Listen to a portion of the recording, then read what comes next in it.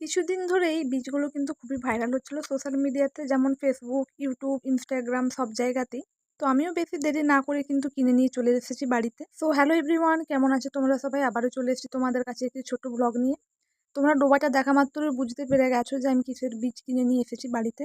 হ্যাঁ বন্ধুরা, আমি পদ্ম বীজ কিনে এনেছি বাড়িতে এই ডোবাটাতে লাগাবো বলে। তো যারা আমার সাথে ফেসবুকে প্রায় অ্যাক্টিভ থাকো তারা হয়তো অনেকেই জানো যে আমি কিছুদিন ধরে এই বীজগুলোর ফটো প্রায় ফেসবুকে পোস্ট করে আসছি, যেটা 5 দিনের মাথায় কিন্তু অঙ্কুরগুলো ঠিক এরকম বড় বড় হয়ে গেছে।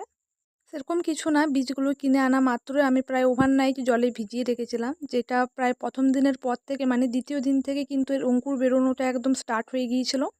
আর যেটা 5 দিনের মাথায় এসে কিন্তু এই টাইপের বড় বড় অঙ্কুরগুলো বেরিয়েছে। আমি তোমাদেরকে দেখাচ্ছি, ভালো করে দেখে নাও।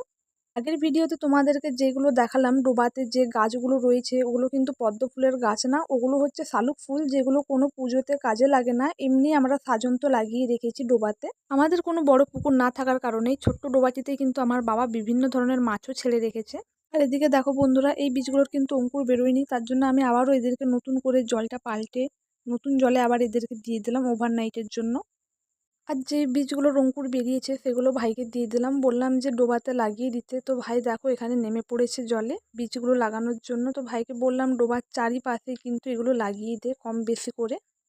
তো বন্ধুরা, আমার ভিডিও তোমাদের কেমন লাগে অবশ্যই কিন্তু কমেন্ট করে জানিও। আর ভিডিও ভালো লেগে থাকলে অবশ্যই লাইক কমেন্ট শেয়ার করে দিও বেশি বেশি করে।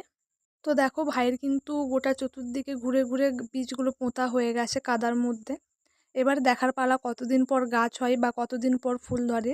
যদি কোনো গাছ হয় বা ফুল ধরে তো অবশ্যই আমি তোমাদের সাথে ভিডিও শেয়ার করব। আর এই যে গাছটা দেখতে পাচ্ছ এটা কিন্তু শালুক ফুল, এটা গোলাপি টাইপের হয়। তো এই ছিল আজকের একটি ছোট্ট ব্লগ ভিডিও। কেমন লাগলো অবশ্যই কিন্তু কমেন্ট করে জানিও। দেখা হবে আবার একটি পরবর্তী নতুন ভিডিওতে।